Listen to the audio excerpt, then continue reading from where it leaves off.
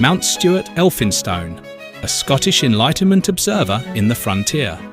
An introduction and summary of his travels from Dera Ismail Khan to Peshawar and from Peshawar to Rawalpindi, 1809. Introduction. In the early 1800s, the lands between India, Afghanistan and Persia stood at a crossroads of empires. European powers sought to understand these strategic territories. The Scottish diplomat Mountstuart Elphinstone undertook this challenge. In 1808, the British East India Company sent him on a mission to the Afghan ruler Shah Shuja Durrani. Britain feared Napoleon's ambitions and worried that French-allied Persia might threaten India. Afghanistan was a crucial strategic frontier. Yet Elphinstone's mission achieved more than diplomacy.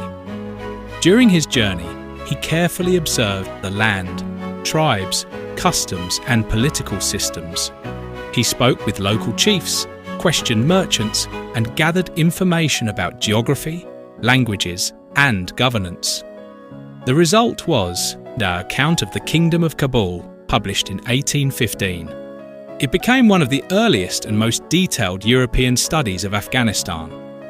For European readers, it offered the first comprehensive description of the Afghan people, their tribal organisation, independence and rugged landscape. Elphinstone's work was more than a travel narrative. It analysed how Afghan society functioned, how tribes governed themselves and how power shifted among chiefs at the intersection of Persian, Central Asian and Indian worlds. 2 centuries later, this book remains an invaluable historical record. It preserves a view of the region before modern empires and nation-states transformed it. What you are about to hear is drawn from that account, a window into a world observed in 1808 and 1809, when a young Scottish envoy crossed the frontier and recorded the lands between India and Central Asia. Dera Ismail Khan. The research begins in earnest. The mission reached Dera Ismail Khan on January 11th, 1809 and remained there for nearly a month. This was not idleness. This was the first sustained opportunity to observe Afghan society at close range, and Elphinstone seized it with the methodical appetite of a true researcher. The town itself was unremarkable. Situated in a large wood of date trees within 100 yards of the Indus, with a ruinous wall of unburned bricks about 1.5 miles in circumference. But the population was a living laboratory. The inhabitants were chiefly Baloches, though there were also some Afghans and Hindus. The country people were Balochis and Jats, resembling those on the opposite bank of the Indus. It was the Afghans from Daman who truly caught his attention. They were large and bony men, with long coarse hair, loose turbans and sheepskin cloaks, plain and rough but pleasing in their manners. This would become a recurring theme in Elphinstone's observations. The contrast between the rough exterior of the Afghans and the genuine courtesy beneath. The Karoti Shepherds, a field expedition.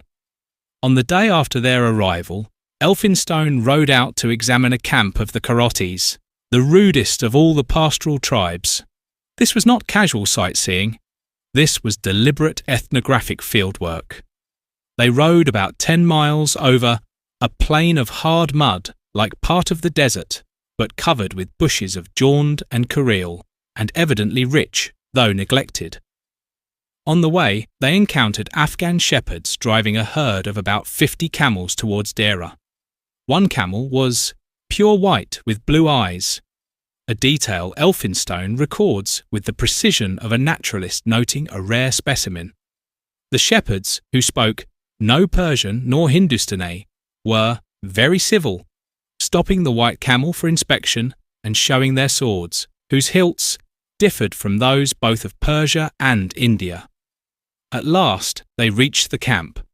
It was pitched in a circle, the tents made of coarse brown blankets, each supported by 2 little poles placed upright and one laid across for a ridgepole. The walls were made of dry thorn. The arrival of Europeans caused some surprise. One man, who appeared to have been in India, addressed Elphinstone in a kind of Hindustani and asked, with genuine puzzlement, what brought us there, whether we were not contented with our own possessions, Cawnpore and Lucknow, and all those fine places. Elphinstone replied that they came as friends and were going to the king. After this, we soon got intimate. What follows is a passage of pure ethnographic observation. The number of children was incredible. They were mostly fair and handsome. The girls, I particularly observed, had aquiline noses and Jewish features.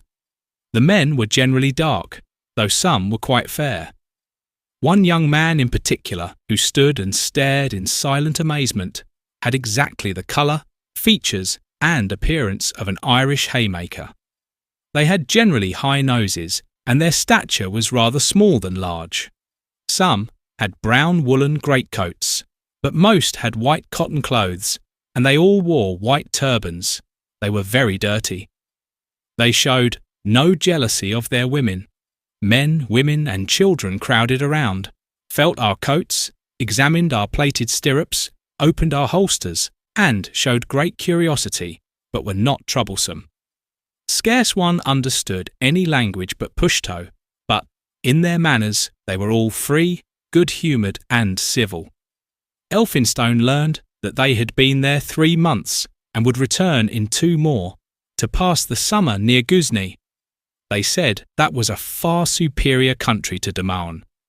He could make out little of what was said, and there were too many both of English and Afghans to admit of any attempt at a regular conversation. This is research in its purest form: direct observation, careful recording, acknowledgement of limitations. The expedition to Takht-i Sulayman. While at Dera, Elphinstone dispatched 2 officers, Mr. Fraser and Lieutenant Harris, on an expedition of considerable hazard and difficulty. Their object was to ascend the peak called Takht-i Sulayman, Solomon's throne, where the people of the country believed the ark had rested after the deluge. After 2 days' march over a naked plain, they came to an ascent, and 4 miles farther on, to the village of Rawalpindi, the chief place of the little tribe of Mountstuart. It was a neat little town on a fine, clear, cold stream, 6 miles from the hills. They were received by the chief's brother, who had just come in from hunting. He was a fair, good-looking young man with a rude but becoming dress, a bow and quiver at his back, a hare's scut in his turban, and 2 fine greyhounds following him. His reception was kind. He ordered dinner to their tent and proposed that his brother should wait on them, but did not press the visit when they excused themselves. Next morning, Omar Khan, the chief, came while the gentlemen were dressing. He waited, without the tent, till they were ready, and then entered. He was an uncommonly handsome fair man, under 30 years of age. He wore a black shawl turban and a light blue cloak, ornamented with black silk frogs at the breast. His manners were very pleasing, and his demeanour dignified and easy. After they became acquainted, he told them he was in much distress at that time, owing to factions in his tribe, asked their advice, and even begged them to give him a talisman to secure his success. Omar Khan endeavoured to dissuade the gentlemen from their enterprise, as being too dangerous. Finding that vain, he procured safeguards from his own enemies, the Shironis, in whose country the mountain lay. He made the gentlemen cover themselves so as to look as like natives of the country as they could, and advised them to leave all their Indians behind. They set off into the hills. They found the north side sloping, covered with fir trees and abounding in rocks of a kind of pudding stone. There were many valleys, divided by narrow ridges, and each watered by a clear brook. The road was so circuitous that after advancing about 12 miles, they found they were still 3 days' journey from the top. The upper part of the mountain was rendered inaccessible by the snow. They returned. That night they slept in a Shironi village, lodging in a low hovel, partly sunk in the ground. They were offered bread and meat boiled in small lumps, but so bad that they could not eat it. They were lighted by pieces of a kind of deal, so full of turpentine that they burned like torches. On their way back, as they approached a ruined village, they saw spears rise and 7 horsemen issue forth. The party in ambuscade was commanded by Omar Khan's nephew, who, though probably as hospitable as the rest while the gentlemen were his guests, thought himself at full liberty to plunder them after they had quitted the lands of his tribe. He was persuaded by the guide to go away. Soon after, they were called to by a man on foot and desired to stop. When they disregarded him, the man lay down and, fixing his matchlock on its rest, took a very deliberate aim at Mr. Harris. The guide again interposed. They reached camp without further adventure. Some of the people of Rawalpindi later came to the British camp and received ample returns of hospitality from the gentlemen who had visited them. The road through the Khyber country. On February 7th, under the guidance of Mullah Jafar, the mission set out from Dera Ismail Khan. The road lay through thickets along the river. Near the end of the march, they discovered a party of Persian or Durrani horse drawn up across the way. 100 horse sent from the king, bringing a letter. The troops were dressed like Persians, with coloured clothes, boots, and low sheepskin caps. They had very neat housings of leopard skin and other materials. They wore Persian-hilted swords and carried matchlocks. Some had very short blunderbusses with very small stocks and barrels of exceedingly thin iron tied to their girdles. Their horses were small but light and good. On the whole, a very neat and orderly party. That evening, Elphinstone received a dress of honour from the king. The ceremony was formal and impressive. The tent was filled with the principal people from the king, standing with the same respect as if his majesty had been present. He was instructed to bow to the dress, then invested with a large flowing robe of gold cloth, lined with satin, which I was told the king himself had worn. A shawl was wound round his hat, and the king's letter stuck in it. Another shawl was given for a girdle. All present said a short prayer. Buniala. Beauty and danger. The next marches took them through increasingly dramatic country.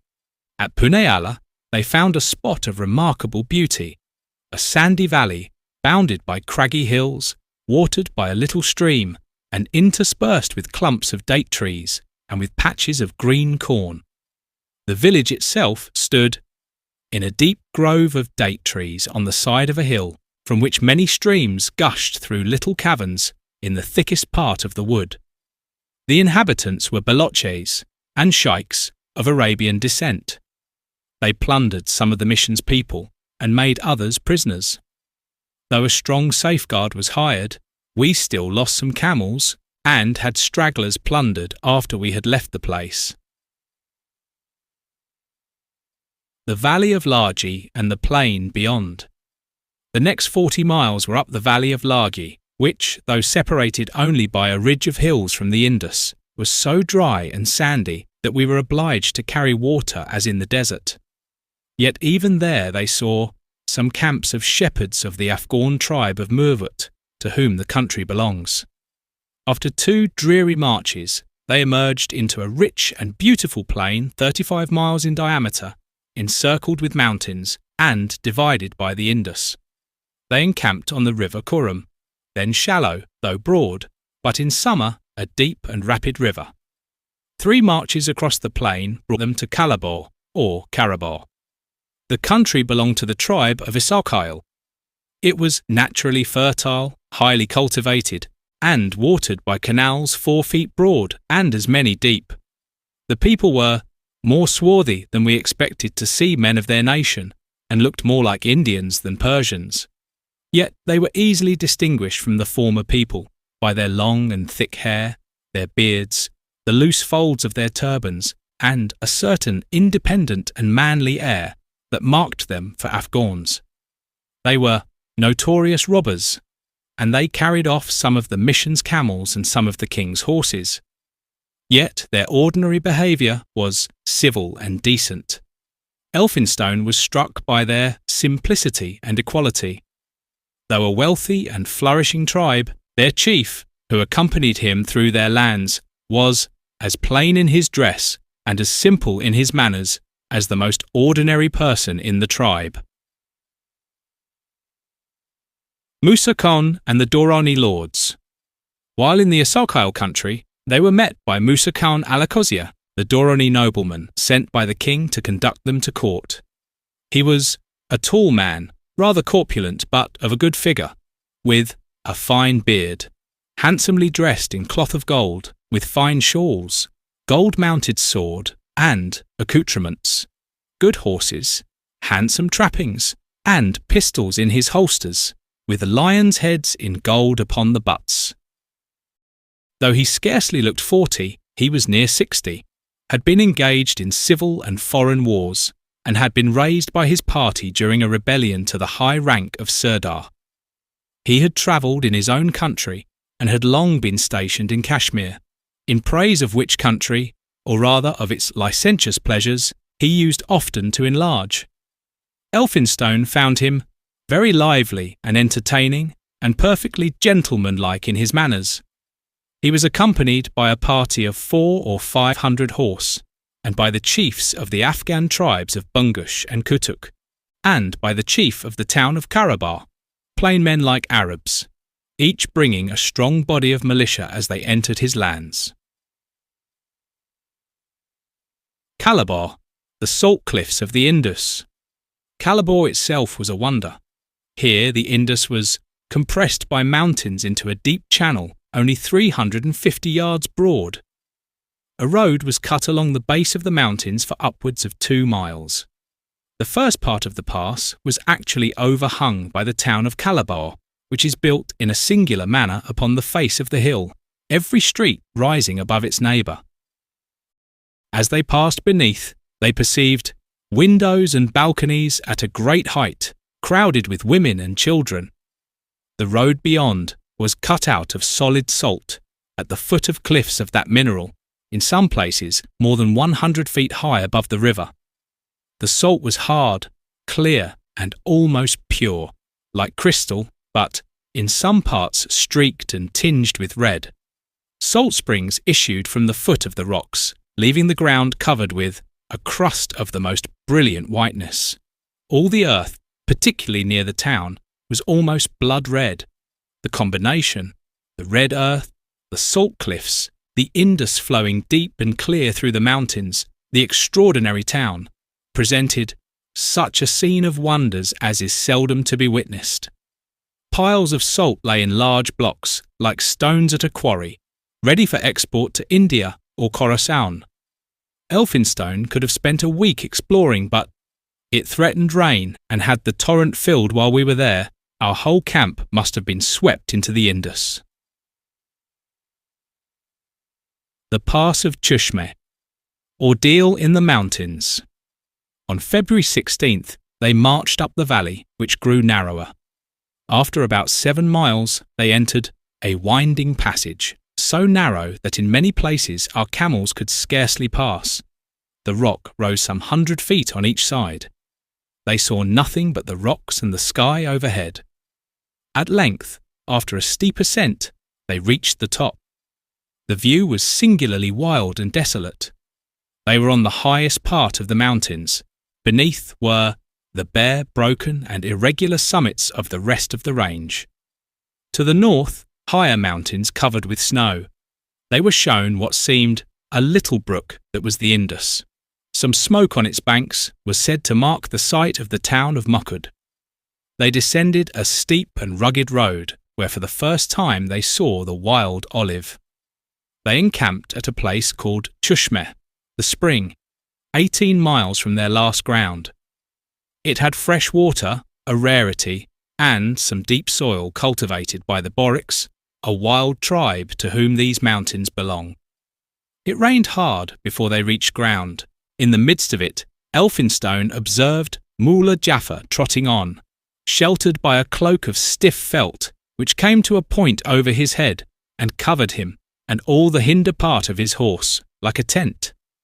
Behind him was his servant, with a cologne packed into boxes which were fixed to his saddle like holsters, and a chafing dish of burning charcoal swinging from a chain beneath his horse's belly, and sparkling in spite of the rain.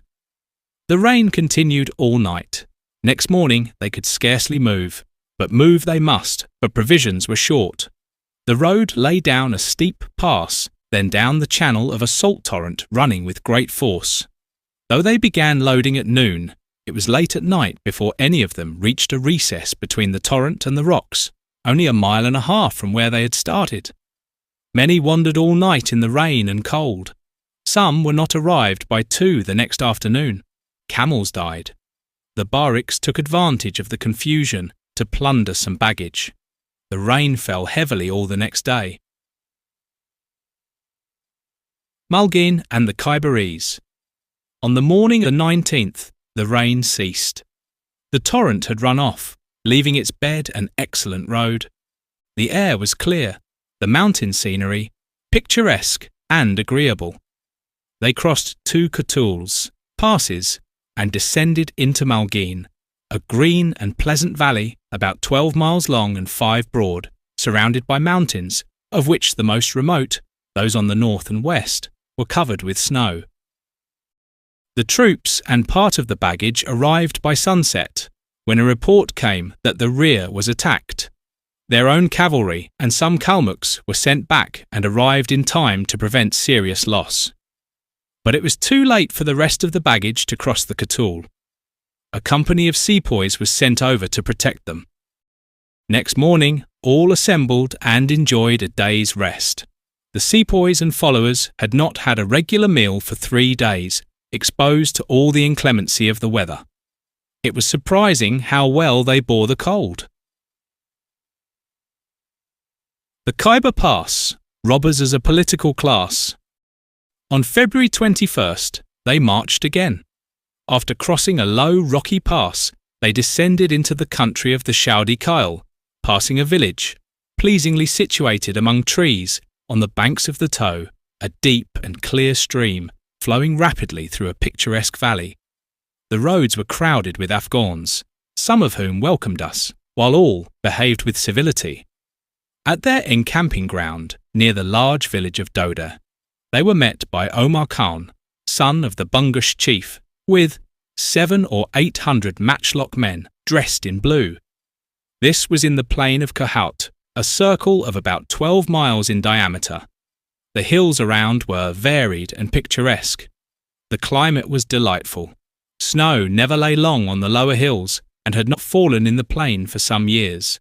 The fruits and flowers of all climates were said to be produced in the plain. They reached Kohout the next day, a neat town, with a little fort on an artificial mound, ruined in a struggle for the chiefship. Near the town ran a stream as clear as crystal, issuing from 3 fountains. The chief accompanied them to see these springs, then left them to breakfast on excellent butter, milk, eggs, and honey, provided in great plenty. He presented Elphinstone with a box of mumia, mummy, made at Cohort, a famous medicine throughout the East, said to work miraculous cures of fractures. Here they found a garden that afforded us great delight. It abounded in English plants, plum and peach trees in full blossom, weeping willows, plane trees in leaf, vines as thick as a man's leg twisted round the trees. The walks were covered with green sod, with clover, chickweed, plantains, ribgrass, dandelions, common dock, and many other English weeds. They saw a bird, very like a goldfinch, and another of the same size, remarkable for the beauty of its plumage, which was of the finest crimson, except on the head and wings, which were black. Some thought they saw and heard thrushes and blackbirds. The celebrated beady mishk was among the plants, a sort of willow with sweet-scented yellow flowers, well known in Britain as palm. The Khyberis, dreaded marauders. On February 23rd, they marched from Kohout. In about 3 miles, they came to the foot of a tremendous Katul. The road up was only 1.5 miles, but exceedingly steep, often over large pieces of rock. They went up with Musa Khan, and at the top sat down to wait for the camels. They were joined by the Bungush chiefs and some Duranis of Musa Khan's party, spending 2 hours in conversation. Then the Khans proposed luncheon, a napkin with cold fowls and bread, which they all shared, very sociably, sitting in a circle and eating with our hands. After finishing and smoking a kaloon that passed round the company, they proceeded. They descended into a valley about 500 yards broad, belonging to the tribe of Khyber, whose predatory character was so well described by Mr. Forster. To show the dread entertained of the Khyberis, Forster mentioned an Armenian who, after reaching Peshawar on his way to Caubul, was so terrified at what he heard of them that he went round by Multan, a journey of 9 weeks, rather than venture into their haunts. Elphinstone saw many of these marauders in the course of the march, but the baggage was too well guarded for attack. They halted at Zurgun Kyle. The hills were so high and the valleys so deep that the surveyor could not see the sun to take an observation at noon. The mouth of the valley, first sight of the Hindu Kush. Early next morning, they marched. After some fine views in the valley, they reached its mouth, when a vast range of snowy mountains began to appear and soon disclosed a spectacle of unequalled magnificence. Their guides told them it was part of the chain of Hindu Kush, the Indian Caucasus, and that immediately beyond it were Kashgar, Badakhshan, and Tartary.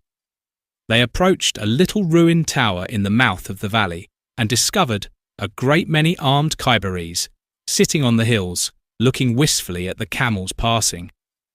Musa Khan halted the few horse he had and proposed they stay in the tower till all the baggage was passed.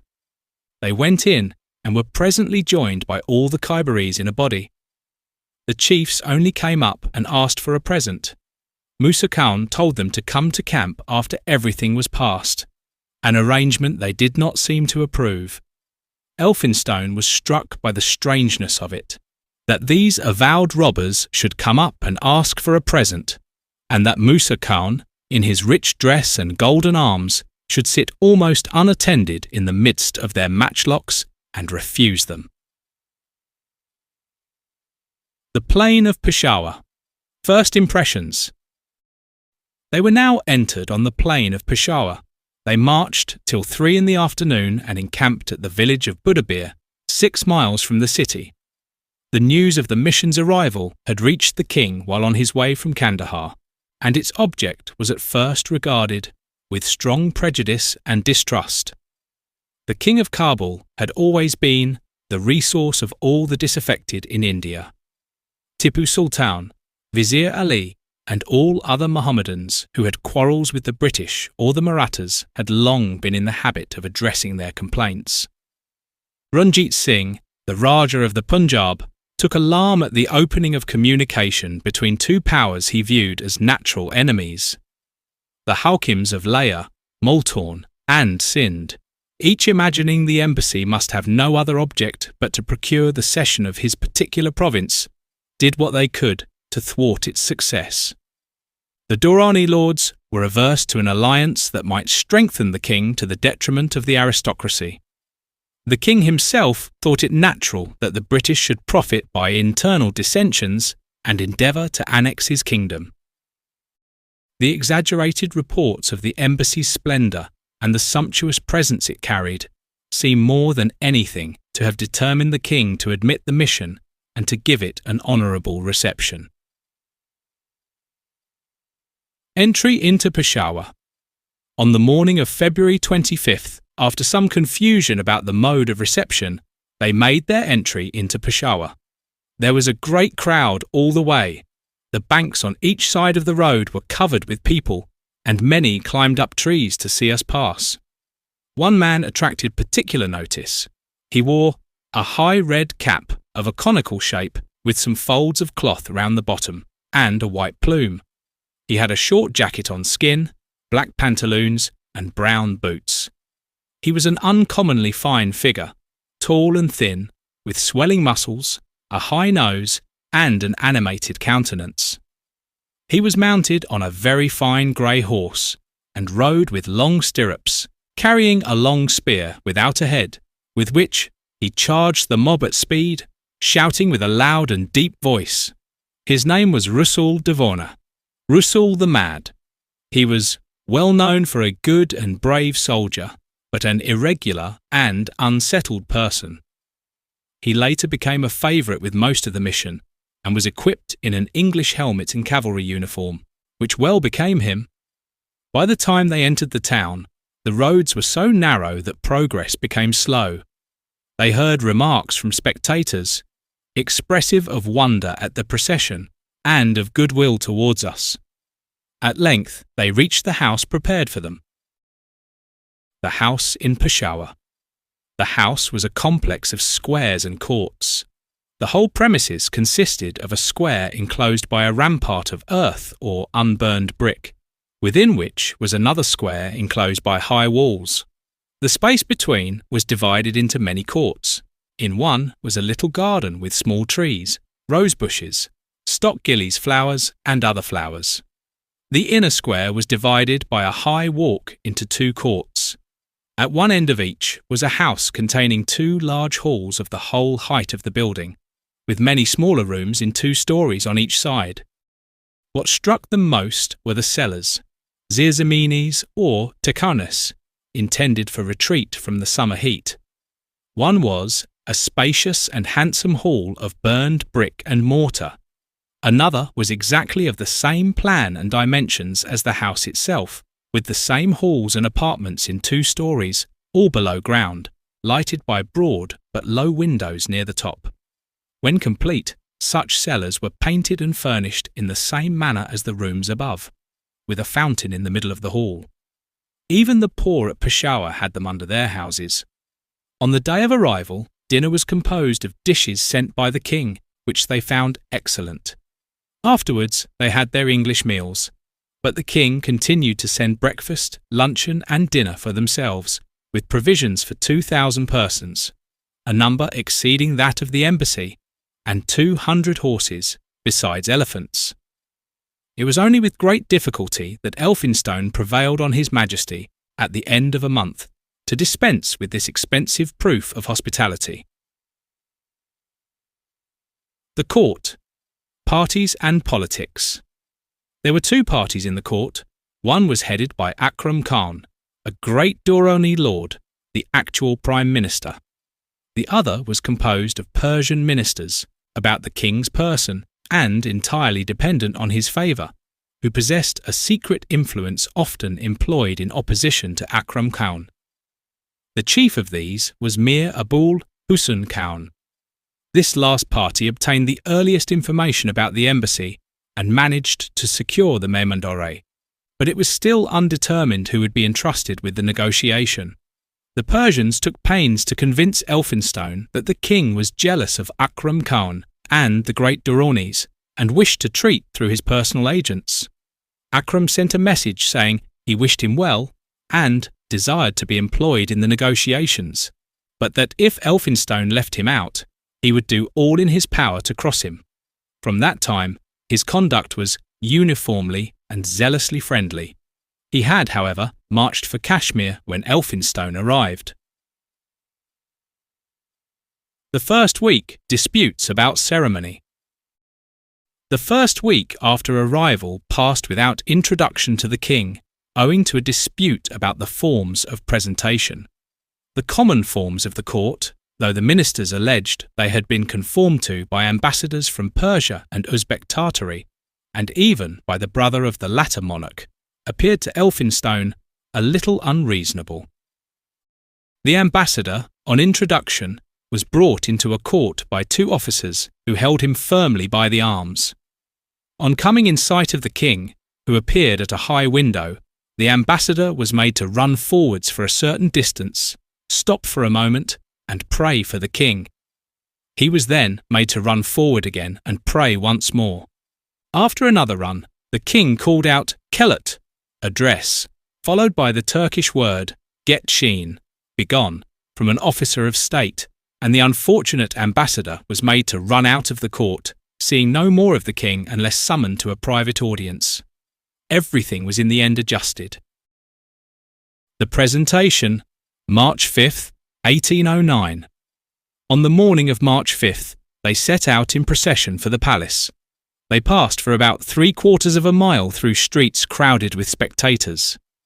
At length, they reached an open space under the palace, filled with people, who covered the side of the hill, like the audience at a theatre. At the gate where the king's band was playing, they were requested to leave most of their attendants behind. Here their drums and trumpets ceased.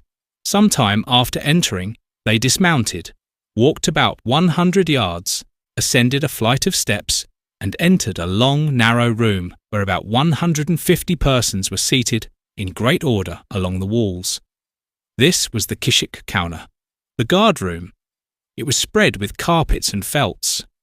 They were led to the head of the room, where several men richly dressed rose as they approached. They were received by a fair and portly personage, the king's imam, head of the religious establishment. He bowed, took Elphinstone's hands between his, placed him by his side, and went through the usual forms of welcome. Opposite were many of the chief lords of the court, some with caps ornamented with jewels and surmounted by plumes. Lower down were persons like Persians and like Duranis, and still lower, some of the chiefs of the hill tribes near Peshawar. At the bottom were several persons in the strange fanciful caps which are employed to distinguish the officers of the household. The imam, a ruddy, good-humoured looking man about 40, dressed in a shawl mantle lined with fur, soon cleared up his character by beginning a discourse on religion. He inquired about the different sects among Christians and explained those of his own religion. A good-looking, well-dressed man on the opposite side then inquired into the state of learning in England, the number of universities, and the sciences taught. When these questions were answered, the same person desired an explanation of their astronomical system. But at this moment, the Chausboshi entered and called out some words, on which all present, except Mir Abul Husn and his son, rose and followed him. They were left for some time in the Kishik Kauna. Mir Abul Husn conversed with them and discovered a most extraordinary ignorance of everything concerning us. He had at first thought Calcutta was in England, and now discovered his belief that the gentlemen of the embassy were born in India, though of English parents. At length, the Chausboche came to them. He had been labouring over a list of their names and gave it up, in despair of mastering such a collection of strange words. He explained the ceremonies to be observed in a courteous manner, then entreated them severally to whisper their names to him when he should touch them. The court, first sight of the king.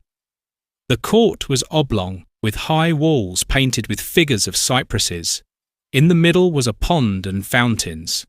The walls on each side were lined with the king's guards 3 deep.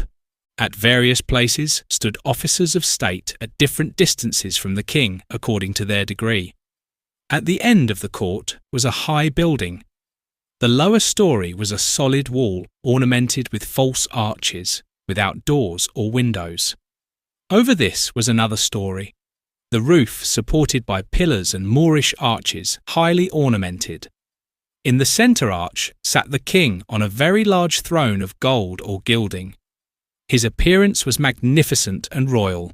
His crown and all his dress were one blaze of jewels. On coming in sight of the king, they pulled off their hats and made a low bow, held up their hands toward heaven as if praying for the king, then advanced to the fountain. The Chausboshi repeated their names, ending, "They have come from Europe as ambassadors to your majesty. May your misfortunes be turned upon me." The king answered in a loud and sonorous voice, "They are welcome." They prayed for him again and repeated the ceremony once more when he ordered dresses of honour. An officer called out something in Turkish. A division of soldiers on each side filed off and ran out of the court with the usual noise of their boots on the pavement, accompanied by the clashing of their armour. The call was twice repeated. At the fourth, the corns ran off also, except a certain number who were ordered to come forward. The king rose majestically from his throne, descended the steps leaning on 2 eunuchs, and withdrew. The corns who were summoned ran on as usual, while the British walked to the foot of a staircase covered with a very rich carpet. They paused till the corns had run up and were arranged, then ascended and entered the hall where the king was now seated on a low throne opposite the door. They stood in a line while the King of Caubul asked after the health of His Majesty and the Governor-General, inquired into the length of their journey, and expressed his wish that the friendship between his nation and theirs might be increased. Elphinstone made very brief replies. The gentlemen of the embassy then retired, leaving Elphinstone and Mr. Strachey, who were desired to seat themselves near His Majesty. The King Shah Shuja-ul-Mulk. The Governor-General's Persian letter was opened and read with striking distinctness and elegance by the Munshi Bashi. The king made a suitable answer, declaring his friendship for the English nation, his desire of an intimate alliance, and his readiness to pay the utmost attention to any communication with which Elphinstone might be charged. After Elphinstone replied, the king changed the subject to inquiries about their journey and questions about their native country. When he understood that the climate and productions of England greatly resembled those of Caubul, he said, "The 2 kingdoms were made by nature to be united," and renewed his professions of friendship. Elphinstone then inquired whether it was His Majesty's pleasure to enter on business at that time. The king replied that he might consult his own convenience, and might communicate with his ministers, or with himself, as he chose. Elphinstone then explained the objects of his mission at length. The king made a very friendly and judicious reply, and soon after Elphinstone withdrew. The King of Caubul was a handsome man, about 30 years of age, of an olive complexion, with a thick black beard. The expression of his countenance was dignified and pleasing, his voice clear, and his address princely. At first they thought he had on armour of jewels, but on close inspection found his real dress to consist of a green tunic with large flowers in gold and precious stones, over which were a large breastplate of diamonds, an ornament of the same kind on each thigh, large emerald bracelets on the arms above the elbow, and many other jewels. In one of the bracelets was the Koh-i-Noor, known to be one of the largest diamonds in the world. There were strings of very large pearls put on like crossbelts. The crown was about 9 inches high, not ornamented with jewels, as European crowns are, but, to appearance, entirely formed of those precious materials. The throne was covered with a cloth adorned with pearls, on which lay a sword and a small mace set with jewels. The room was open all round, the centre supported by 4 high pillars, in the midst of which was a marble fountain. The floor was covered with the richest carpets, and round the edges were slips of silk embroidered with gold for the khans to stand on. The view from the hall was beautiful. Immediately below, an extensive garden full of cypresses and other trees. Beyond, a plain of the richest verdure, with pieces of water and shining streams. The whole bounded by mountains, some dark, others covered with snow. When Elphinstone left the king, he was reconducted to the Kishik Kauna, where all the gentlemen of the mission received rich dresses of honour. The private audience. The king later expressed a desire to see Elphinstone and Mr. Strachey in private, in an apartment belonging to the seraglio, not a place where strangers were usually admitted. They were requested to come slightly attended and in the night. They were conducted to the side of the Bala Hissar, opposite to that where their public reception took place. At the foot of the hill, they left the few attendants who had accompanied them, and clambered up with some difficulty to a narrow flight of steps, which their conductor could scarcely find in the extreme darkness. At the head of these steps, a small door opened into the castle. They found a guard of Indians dressed like English sepoys, a sight which we never saw again. They were conducted in silence through various courts filled with guards, up several flights of steps scarcely lighted, till they came to a small lobby almost dark at the foot of a long, narrow staircase. Here they found a few persons, among them Mir Abul Husn Khan, some sitting and some standing, like servants in their master's lobby. After some time, a man very richly dressed came to summon them to the king. They ascended the narrow staircase, entered a small room neatly painted and spread with a very fine silken carpet, and went on through several rooms of the same kind and through several passages. The doors of all were closed by curtains of embroidered silk or brocade. All the rooms were badly lighted, all empty but one, where the king's Caliochi sat in a niche in the wall. At length, on raising a curtain, they discovered a room well lighted up, where the king was seated. It was a small but very neat and comfortable apartment, with a recess, or bow window, a few inches higher than the rest of the room, from which it was divided by 2 or 3 painted pillars. The king sat back in the middle of the recess. A eunuch stood in each of the 6 corners with hands crossed before him. Elphinstone and Strachey sat in the lower part of the room, close to the pillars. The Imam stood by them, and Mir Abul Husn, with 3 other persons, stood behind them against the wall.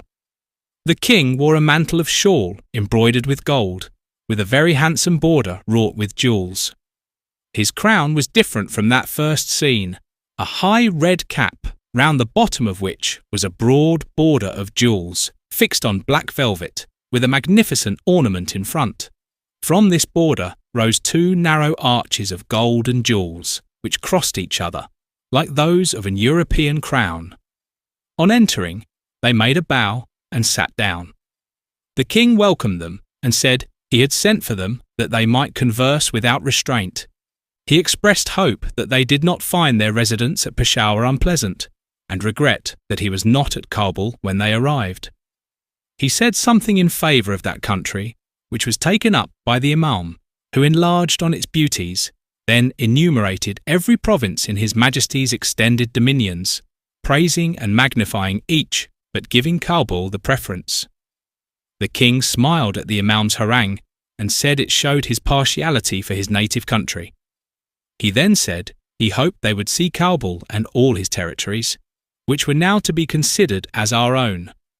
During the conversation, a eunuch brought in His Majesty's kalaun.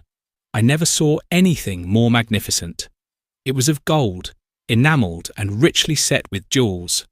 The part where the tobacco was placed was in the shape of a peacock, about the size of a pigeon, with plumage of jewels and enamel.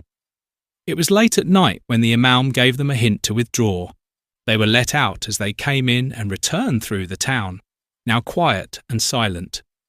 Elphinstone could not describe, without appearing to exaggerate, how much in this interview with an Eastern monarch he had the manners of a gentleman, or how well he preserved his dignity, while he seemed only anxious to please. The month at Peshawar, a city observed. Till their presentation was over, none of the gentlemen went out except once to an entertainment.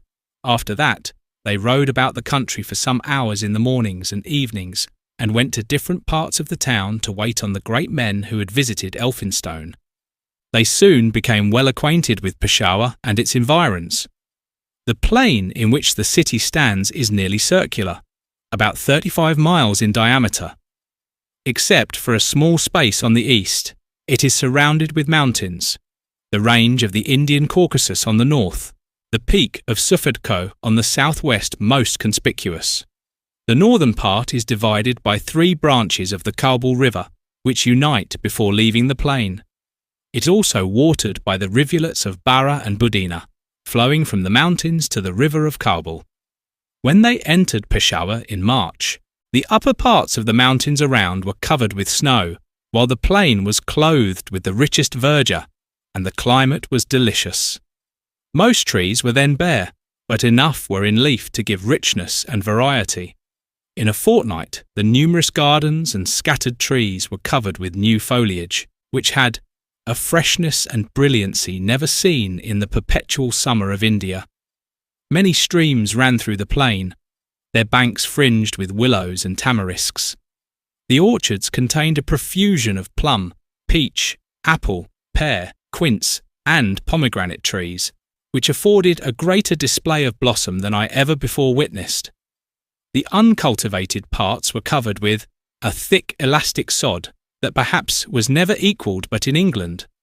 The greater part of the plain was highly cultivated, irrigated by many watercourses and canals. Never was a spot of the same extent better peopled. From one height, Lieutenant Macartney took the bearings of 32 villages, all within a circuit of 4 miles. The villages were generally large, remarkably clean and neat, and almost all set off with trees. There were little bridges of masonry over the streams, each with 2 small towers for ornament at each end. Most of the trees on the plain were mulberries or other fruit trees. Except a few picturesque groups of dates, the only tall trees were the Ficus religiosa and the tamarisk, which here grew to the height of 30 or 40 feet, its leaves like those of the cypress, making the groves composed of it extremely dark and gloomy. Peshawar, the city itself. The town of Peshawar stands on an uneven surface. It is upwards of 5 miles round and contains about 100,000 inhabitants. The houses are built of brick, generally unburnt, in wooden frames, commonly 3 stories high, the lower story generally occupied by shops. The streets are narrow, as might be expected where no wheeled carriages are used. They are paved, but the pavement sloping down to the kennel in the middle makes them slippery and inconvenient. 2 or 3 brooks run through different parts of the town, skirted with willows and mulberry trees, crossed by bridges, none of which are remarkable. There are many mosques, but none of them or of the other public buildings deserve notice except the Bala Hisar and the fine caravanserai. The Bala Hisar is a castle of no strength on a hill north of the town. It contains some fine halls, commands a romantic prospect, and is adorned with some very pleasing and spacious gardens. But as it is only the occasional residence of the king, it is now much neglected. On the north it presents a commanding aspect, but a view from the side nearest the town discloses strong signs of weakness and decay. Some of the palaces of the great are splendid, but few of the nobility have houses here. The inhabitants of Peshawar are of Indian origin, but speak Pushtu as well as Hindki. There are many other inhabitants of all nations. The concourse increased during the king's visits. Elphinstone observed this assemblage in returning from morning rides. A little before sunrise, people began to assemble at the mosques for morning devotions. After prayer, some appeared sweeping the streets before their doors. Great men were seen going to early attendance at court, always on horseback, preceded by 10 to 12 servants on foot, who walked pretty fast, but in perfect order and silence. Nothing was heard but the sound of their feet. But when they returned, the streets were crowded with men of all nations and languages, in every variety of dress and appearance. Shops were all open, dried fruits and nuts, bread, meat, boots, shoes, saddlery, bales of cloth, hardware, ready-made clothes, postines, books, displayed in tiers or hung on hooks. Among the handsomest shops were the fruiterers, where apples, melons, plums, and even oranges were mixed with Indian fruits, and the cook shops, where everything was served in earthen dishes painted and glazed to look like china. In the streets, people cried greens and curds. Men carried water in leathern bags at their backs, announcing their commodity by beating on a brazen cup. With these were mixed people of the town in white turbans, some in large white or dark blue frocks, others in sheepskin cloaks, Persians and Afghans in brown woolen tunics or flowing mantles, and caps of black sheepskin or coloured silk, Khyberis with straw sandals and the wild dress and air of their mountains, Hindus uniting the peculiar features and manners of their own nation to the long beard and dress of the country, Hazuris, remarkable for their conical caps of skin, with the wool appearing like a fringe, and for their broad faces and little eyes, and their want of the beard, which is the ornament of every other face in the city. Among these might be discovered a few women with long white veils reaching their feet, and some of the king's retinue in the grotesque caps and fantastic habits marking the class to which each belonged. Sometimes a troop of armed horsemen passed, announced by the clatter of hooves on pavement and the jingling of bridles. Sometimes, when the king was going out, the streets were choked with horse and foot, dromedaries bearing swivels and large waving red and green flags. At all times, loaded dromedaries or heavy Bactrian camels covered with shaggy hair made their way slowly through the streets, and mules fastened together in circles of 8 or 10 seen off the road, going round to cool them after their labour while their keepers indulged at an eating house or enjoyed a smoke in the street. Amidst all this throng, they generally passed without any notice except a "Salam alaikum" from a passenger accompanied by a bow with hands crossed in front, or an application from a beggar calling out for relief from the Ferengi corns, admonishing them that life was short and the benefit of charity immortal, or reminding them that what was little to them was a great deal to him. Sometimes they were descried by a boy from a window, and his shout of "Oof Ferengi" would bring all the women and children in the house to stare till they were out of sight.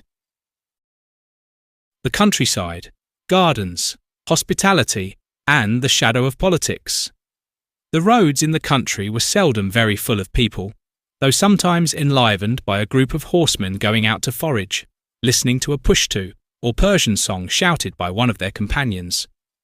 It was common to meet a man of the lower order with a hawk on his fist and a pointer at his heels. They frequently saw fowlers catching quails among the wheat after the harvest was advanced enough, a net fastened at one corner of the field, 2 men holding each an end of a rope stretched across the opposite corner, dragging it forward to shake the wheat and drive the quails into the net. The numbers caught in this manner are almost incredible. Nothing could exceed the civility of the country people. They were often invited into gardens, welcomed in every village by almost every man that saw them.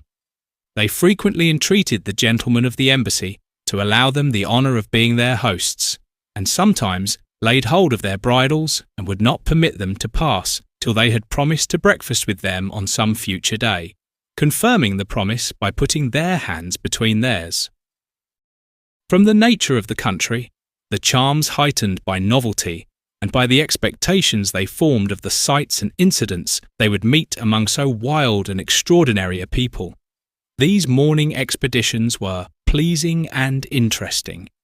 Evening rides were not less delightful when they went out among the gardens round the city and admired the richness and repose of the landscape contrasted with the gloomy magnificence of the surrounding mountains, which were often involved in clouds and tempests while they enjoyed the quiet and sunshine of the plain.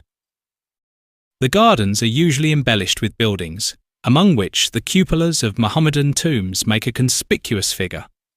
The chief objects of this nature are a lofty and spacious building, ending in several high towers, a garden house once splendid, erected by Ali Murdon Khan, a Persian nobleman who filled the country from Meshhed to Delhi with monuments of his taste and magnificence, and some considerable tombs and religious edifices, more remarkable for their effect in enlivening the prospects of the groves around them than for any merit of their own.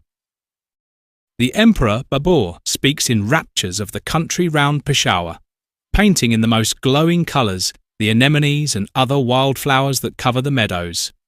Elphinstone confessed he saw nothing to justify these descriptions, but the want of those rich prospects was compensated in our eyes by the dandelion and other weeds which are common in England. He mentioned the abundance of roses towards the beginning of summer.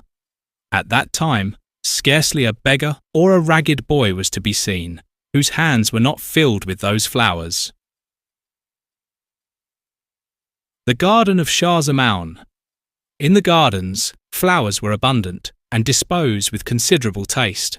The king's garden, called the Garden of Shah Zaman, was the finest at Peshawar. Elphinstone described it in detail. Its shape is oblong, Some handsome structures belonging to the Bala Hisar form the southern side, and part of the hill on which that castle stands is included in the garden. The other sides are enclosed with walls. The northern part, cut off from the rest, is laid out irregularly and full of trees. The remainder forms a square divided by avenues crossing each other in the middle of the garden. That running from east to west is formed by stately rows of alternate cypresses and planes, containing 3 parallel walks and 2 long beds of poppies. At the east end is the entrance. At the west, a handsome house containing a hall and 2 other apartments. The space from north to south is bordered by cypresses and planes, beneath which are bushes planted very thick of red, white, yellow, and China roses, white and yellow jasmine, flowering cistus, and other flowering shrubs, some known in England or India, others entirely new. At the north end is a house such as already described. The space between the walks is filled up by 6 long ponds close to each other, so contrived that the water is continually falling in little cascades from one to another, ending in a basin in the middle of the garden. In the centre of this basin is a summer house 2 stories high, surrounded by fountains. There are fountains in a row up the middle of all the ponds, 69 fountains altogether, which continued to play during the whole day they spent at the garden, and were extremely agreeable, as the summer was then far advanced. The rest of the garden was filled with a profusion of the fruit trees growing at Peshawar. Some were so thick that the sun could not penetrate them at noon, when they afforded a dark, cool, and picturesque retreat. They passed the forenoon either here or in the summer house, where they had luncheon of bread and plain roast meat at noon, after which they retired to one of the houses spread with carpets and felts. Here fruit was brought, and they spent their time reading the numerous Persian verses written on the walls. Most alluded to the instability of fortune, and some were very applicable to the king's actual condition. About 3, they went out to walk. The views up the east and west walks were beautiful, each closed by high mountains, but the space running from north to south far surpassed everything that I have seen in an Asiatic garden. They stood under the Bala Hisar, which on this side is very handsome.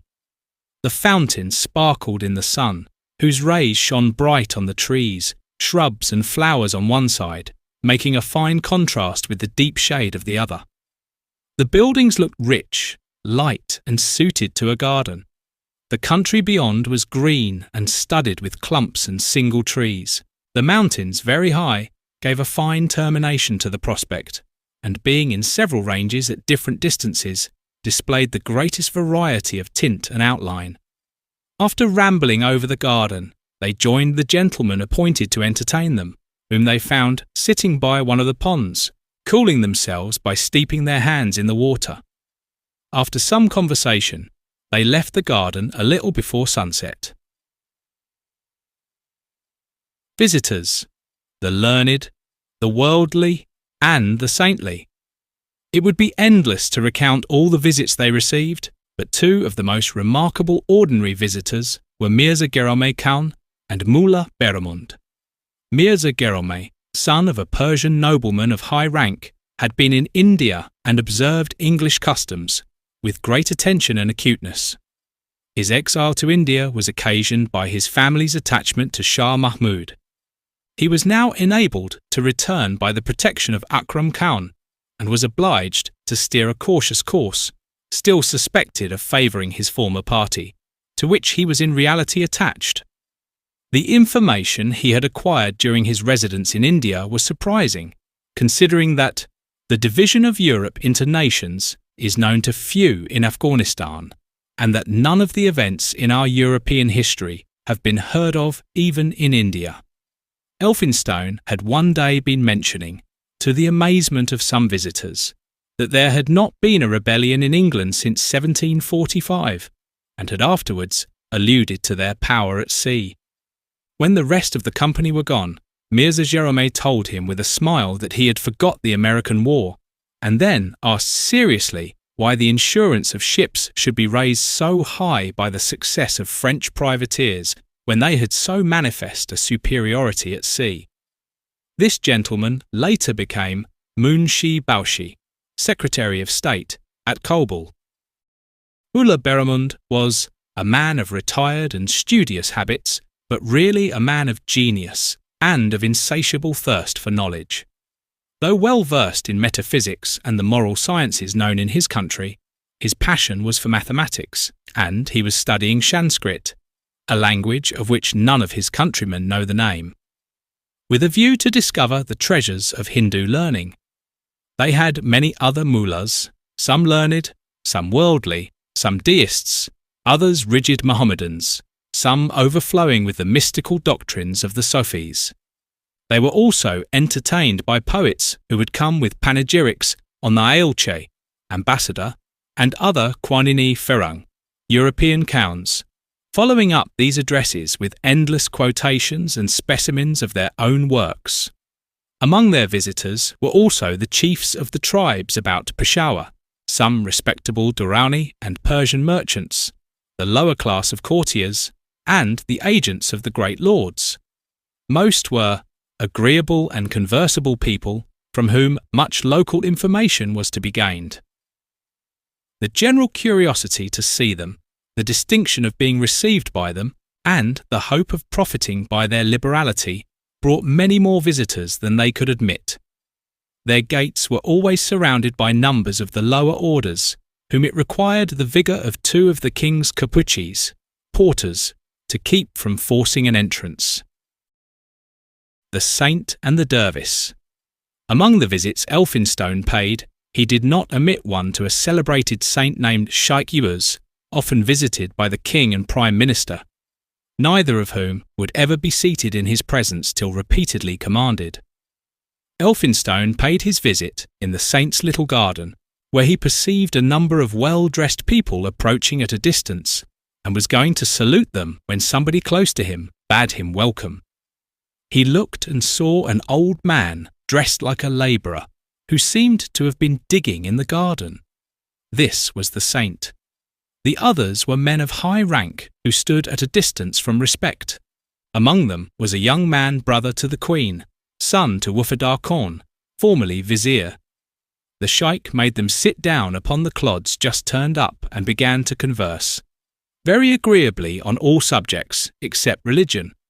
He said he heard the people about Peshawar had been mean enough to importune Elphinstone for presents, and said the Afghan chiefs had become such a set of scoundrels that he was ashamed of them.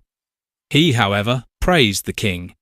He talked readily and fluently, gave himself no airs of a holy man, and showed no affectation except in lamenting that he had nothing in the house to offer them, and proposing to send to a cook shop for a dinner to entertain them. There was another celebrated dervis who declined Elphinstone's visit, saying he had renounced the world and was entirely engaged in prayer and meditation. Elphinstone sent him a large present in money, begging him to give it in charity and to pray for the king.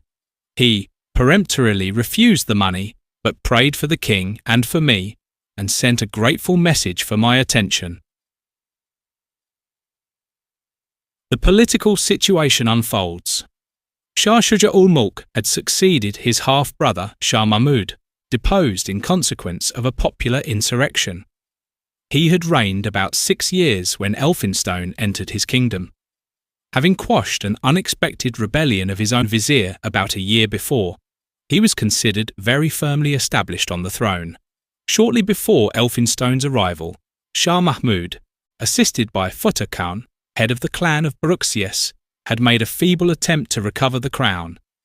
The king succeeded in repressing his first attempt at insurrection in the west, and felt so secure that he moved east to Peshawar, whence he immediately dispatched Akram Khan with all the force he could collect against Kashmir, then held by a son of the rebellious vizier. Not long after their march, news arrived of the capture of Kandahar by Shah Mahmud, which at first occasioned some depression, but that was removed by favourable reports from the west.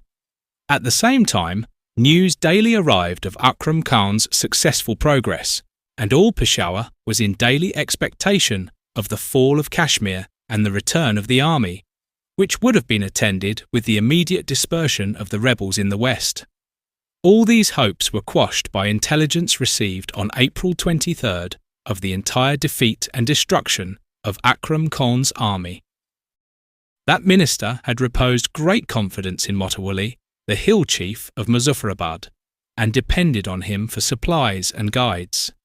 At the same time, his ungovernable pride and avarice led him to offend this very man, in whose hands he had put the safety of his whole army.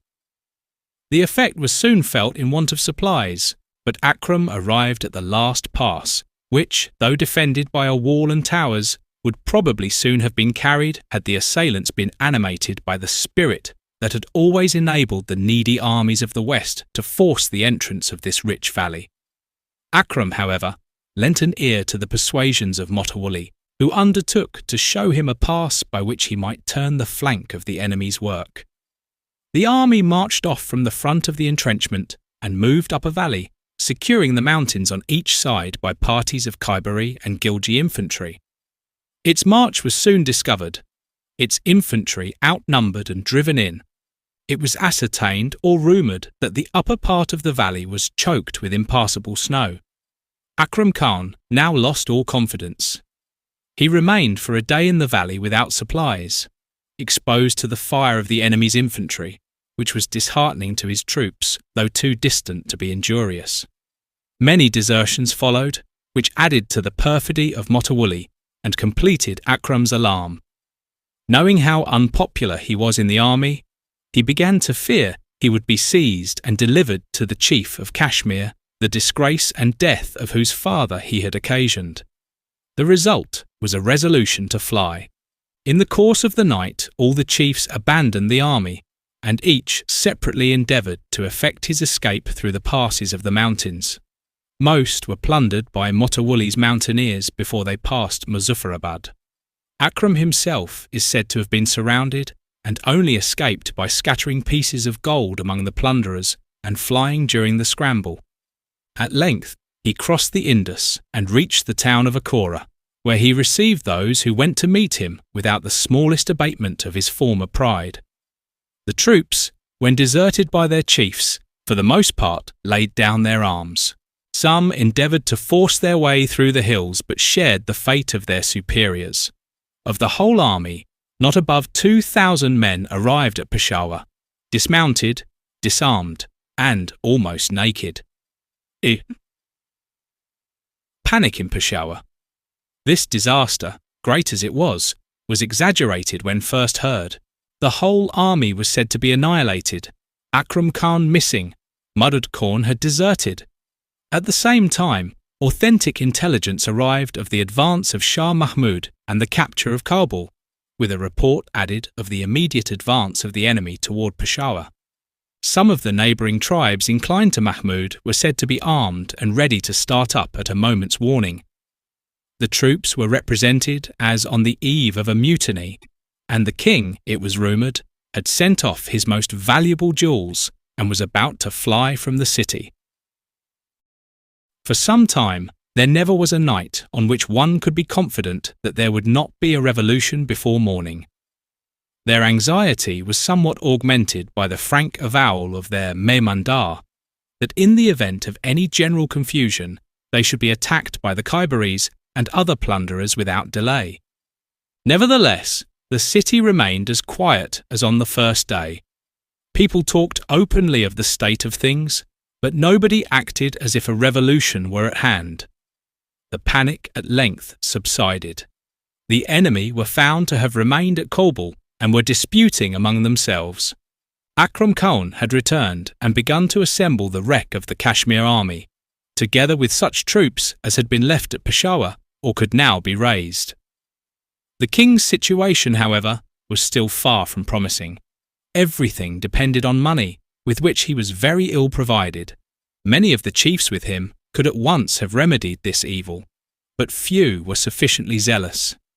Even Akram Khan, who had occasioned most of the king's misfortunes and knew he must stand or fall with his master, was so blinded by avarice that he refused to give or lend any part of the large treasures he had inherited from his father, and amassed himself. Akram Khan, a character. The character of this minister was one great cause of the king's weakness.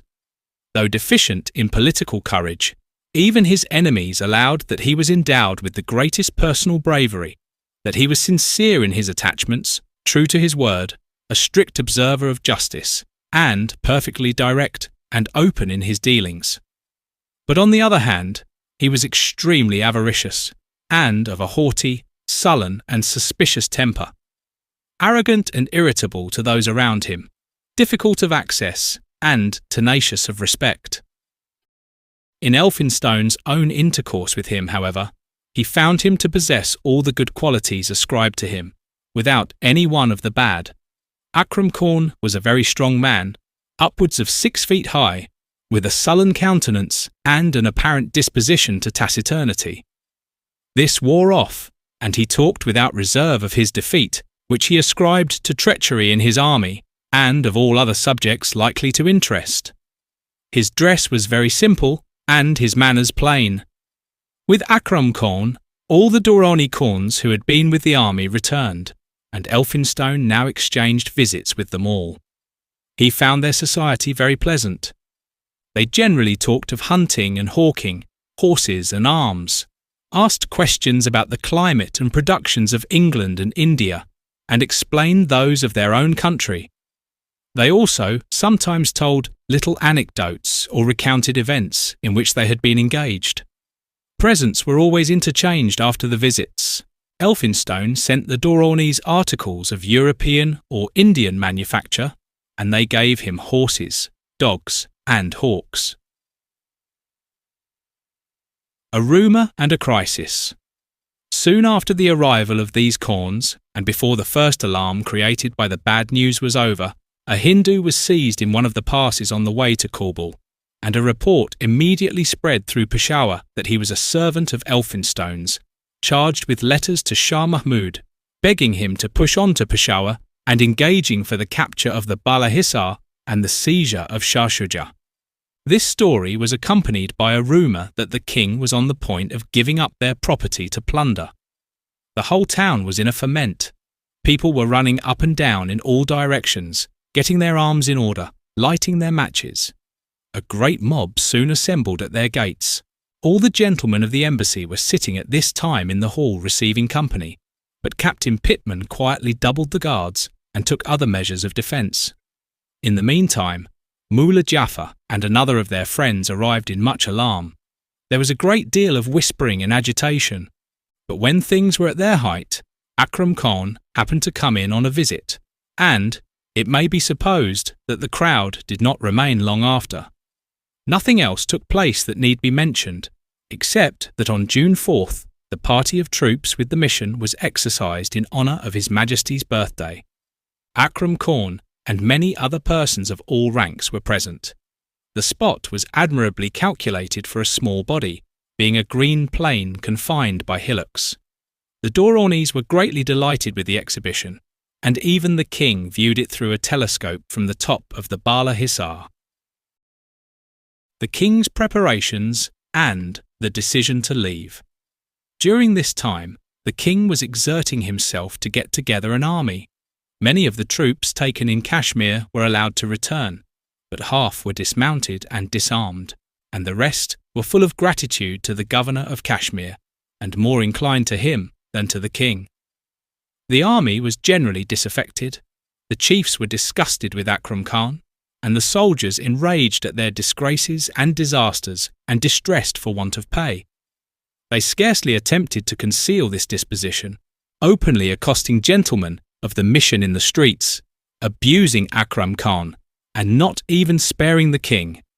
Akram's weight had indeed declined even with His Majesty, and Abul Husn Khan used sometimes to express his hopes of being able to get him removed and the direction of affairs given to Mudud Khan. The effect of this change was felt in the king's councils, where Elphinstone was at all times treated with great attention, but where, at present, nobody had a preponderating influence. Consequently, nothing was ever brought to a decision at their debates, which often ended in mutual reproach and recrimination, It was at length determined to march for Caubul. The king's tents were ordered to move out. A gun was fired at an hour fixed by the Imam, and at the same time the king's Munzil Numal was erected, a kind of obelisk formed by canvas, fixed round a pole about 30 feet high, with a large silver ball at the top, its use to mark the encamping ground. The king's tents were afterwards sent out. The finest was about 30 feet broad and very long, formed of wooden frames with canvas panels in compartments of various colours.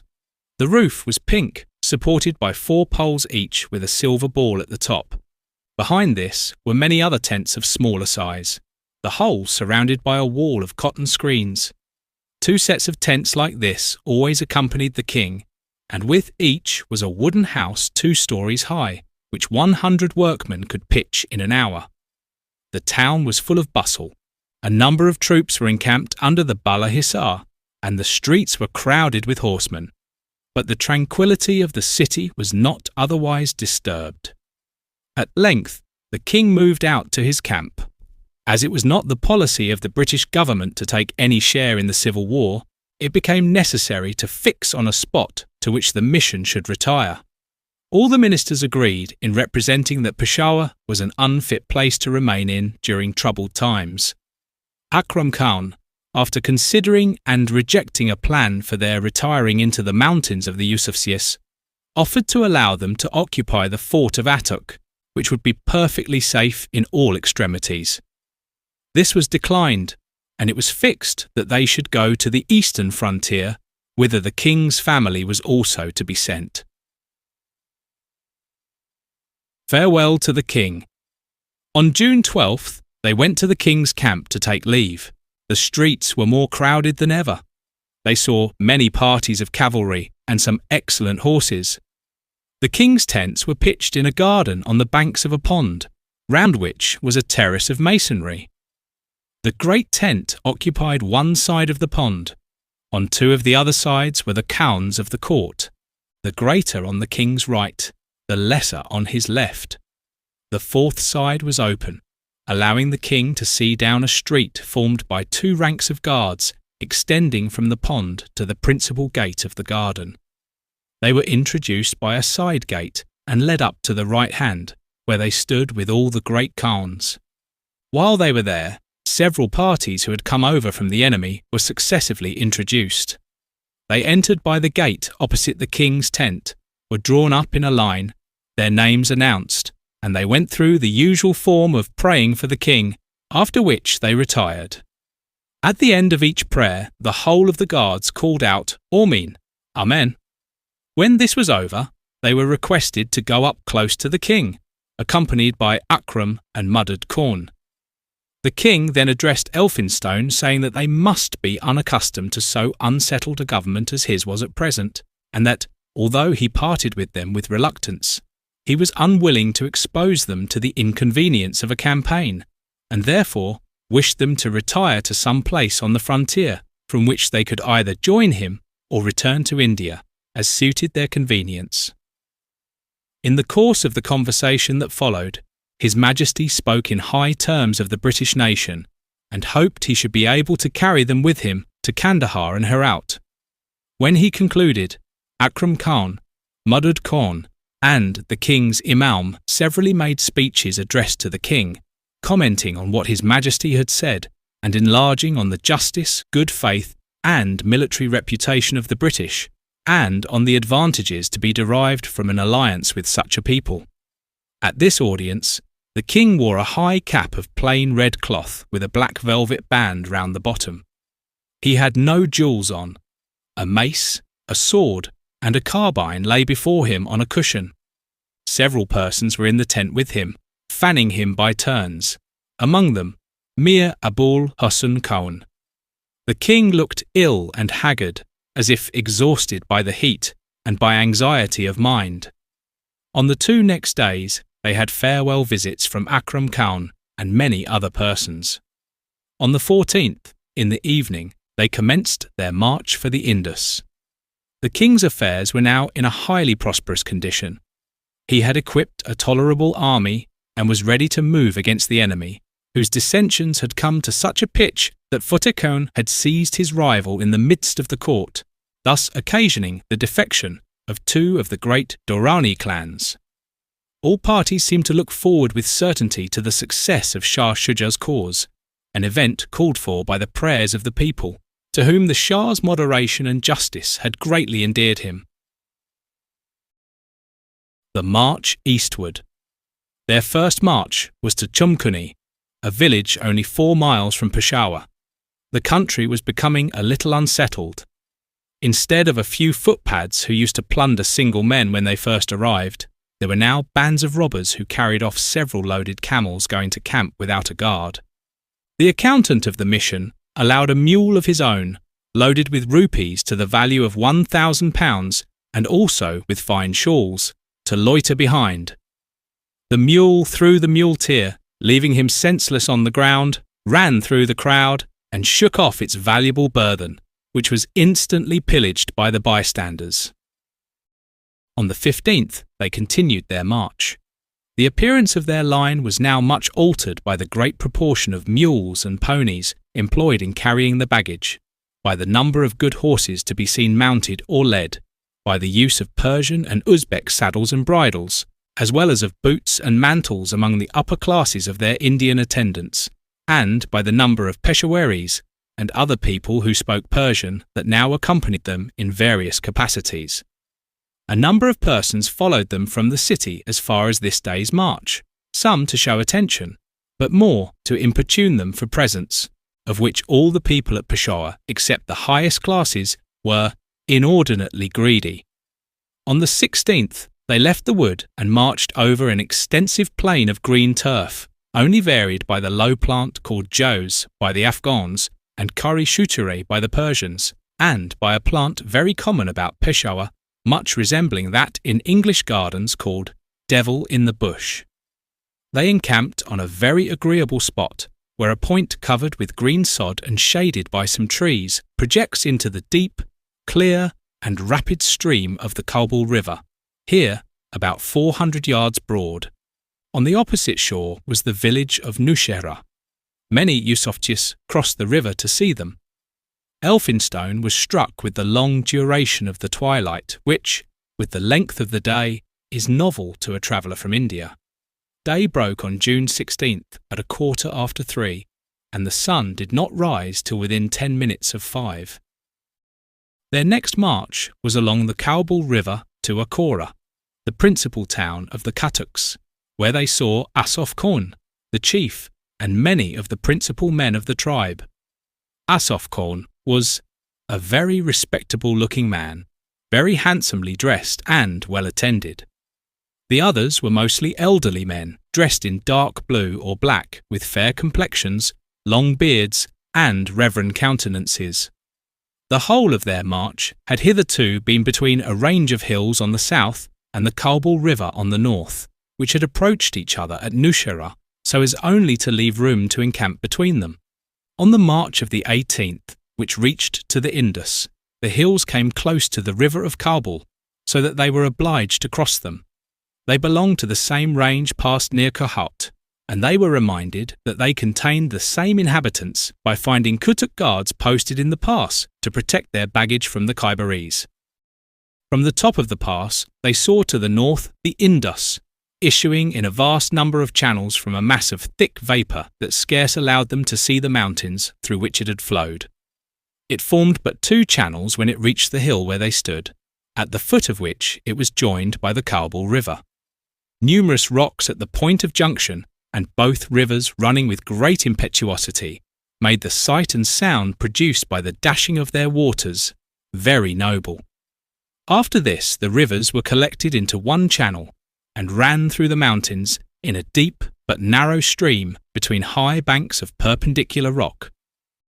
The fort of Atuk was plainly seen from this point. On descending, they encamped on a spot opposite that place. Atuk once more. The Indus was here about 260 yards broad, but too deep and rapid to be correctly sounded. Its banks were of black stone, polished by the force of the stream and by the white sand it carried along, so as to shine like black marble and always look as if wet.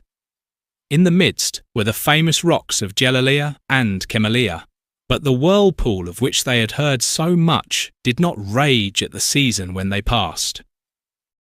The fort of Attock stood on a low hillock on the left bank. It was a parallelogram, the shortest faces parallel to the river, about 400 yards long, the others of twice that length. The walls were of polished stone, but though the place made a handsome show, it was commanded by a rough hill, only divided from it by a ravine, and being on a slope, almost the whole of the interior and the reverse of the walls on three faces were visible from the opposite bank. The town, though now decayed, was once very considerable. The village at which they encamped was a small one, distinguished for a sort of fort said to be built by Nadir Shah, and for a fine aqueduct made by some former chiefs of the Kutuks to water the neighbouring lands. Notwithstanding the violence of the stream, the boats passed quicker here than at any river they had yet crossed. They also saw many persons crossing or floating down the river on the skins of oxen inflated, on which they rode astride, but with most of their bodies in the water. This contrivance was also made use of in the Oxus, and appeared to be as ancient as the days of Alexander. They crossed on the 20th, passed through the fort, and were welcomed to India by all the Afghans of their party. They halted for 2 days at Attock and were visited by the chiefs of the neighbourhood. The governor of the province was a respectable Durrani with the complexion and dress of Khorasan. But the people of the country, whether Yusufzais or Durranis settled here for 7 generations, had a dress and appearance resembling those of Indians. One man struck Elphinstone particularly, belonging to the Kautirs, an Indian tribe inhabiting the almost inaccessible hills to the southeast of Attock. He was very black with a long beard, and had the shy look of a savage without any appearance of ferocity. He had dirty clothes, with a small turban, strangely put on, and clutched his beard as he sat, like the picture of Judas Iscariot in Lavater. The heat during the last night of their stay at Attock was extreme. A strong hot wind blew all night over the low hills to the south of their camp, and the thermometer was at 96 degrees between 3 and 4 in the morning. Husn Abdol, the Garden of Memory. From Attock, the mission made 3 marches to Husn Abdol. The first was over the plain of Chukh, entirely covered with wheat, and nearly flat except for a hillock here and there, on which was always a village. The other 2 were through a country which rose into high waves with deep ravines in the hollows. It was generally dry and uncultivated. The country began to resemble Hindustan, although a willow was still now and then observed. The people partook of the change. Not a villager in 100 could speak Persian, and the Afghans had lost the use of the Pashtu language. They struck Elphinstone as the rudest and most ignorant people I had yet seen. He was accompanied from Attock by Habib Khan, the chief of Buran, and Husn Abdol, with about 100 horse, all dressed in the Indian way. White turbans, white coats of quilted cotton, Indian hilts to their swords, Indian furniture on their horses, and no boots. But they all wore either cuirasses of leather or shirts of mail, and carried long spears. Their long beards and wild air distinguished them at once from Hindustanis, and their appearance was altogether peculiar. Amidst all these signs of India, the valley of Husn Abdol recalled to them the country they had left. It had been famous in all ages for its beauty, a favoured resting place of the great Moguls on their annual migrations to Kashmir. The influence of the rains of Hindustan, which now began to reach them, had cooled the air and given it a peculiar softness and pleasantness. There was a garden which resembled, and almost equalled, that of Kohat. Near this was the tomb of Husn Abdol, from which the place is named, partly composed of marble standing in a square enclosure, within which were 2 very fine old cypresses of remarkable height. About 2 miles off was a royal garden, now gone to decay. There was something melancholy and desolate in everything about it, which was scarce less impressive than its original splendour. It contained deep and extensive basins filled with the pure water of these hills, some ruined buildings, one remarkably elegant. Here, for the last time, they saw the plane tree, which forms the favourite ornament of all the gardens of the West. The news of defeat. It was at Husn Abdol that the mission was to have remained till the fate of the Kingdom of Caubul was decided. But before it reached that place, Elphinstone had received orders to return to the British provinces and had announced his recall to the king. It was necessary to await His Majesty's answer and also to settle with the Sikhs about a passage through their territories, which at first they positively refused. This occasioned a halt of 10 days, during which time Elphinstone was visited by some chiefs of the neighbourhood and received a letter from the Sultan of the Gukkas, accompanied by a vast quantity of grapes which grew wild in his country. The Gukkas were well known for the trouble they used to occasion to the great Moguls. They once possessed the whole country between the Indus and Hydaspes, but had been driven out by the Sikhs. They still had a high military reputation. He also received a visit from Mullah Jafar, who had come with the king's haram to Attock, whence they were to fly to the Sikh country if the king's affairs took an unfavourable turn. Soon after, he received his answer from the king. Everything being settled with the Sikhs, he was preparing to commence his march when one night he was surprised to hear that the Peshawar, or advanced tents of the haram, had arrived close to camp. This boded no good. Reports were soon circulated that the king had been defeated. The next day showed a great change in the state of affairs. The report was now generally believed. All the king's partisans were depressed, while some adversaries started up where they were little expected. Mullah Jafar arrived in the course of this day and produced a letter from the king, in which he said that his troops had behaved with fidelity, but that he was defeated, that such and such chiefs were safe, and that no expense was to be spared in conveying the haram to a place of security. It turned out that the army was attacked by a small force under Futteh Khan as it was straggling on, mixed with the baggage, after a very long march through the mountains. The king and Akram Khan were in the rear, but the latter, who had his armour on, rode straight to the scene of action. He had not above 100 or 200 men when he set out, and most of these were left behind as he advanced. The day was decided before he arrived. He nevertheless pushed on, and had penetrated to the place where Futteh Khan was when he was overpowered and slain, after a very brave resistance. The king fled to the mountains, from whence he soon after issued to take Kandahar. That enterprise was also ultimately unsuccessful. He made 2 more attempts since then, twice took Peshawar, but was now once more in exile. Farewell to Mir Abdul Husn. On the morning after the bad news, July 4th, they set out on their march as had been previously settled. They first went to the camp of the haram to take leave of Mir Abdul Husn Khan.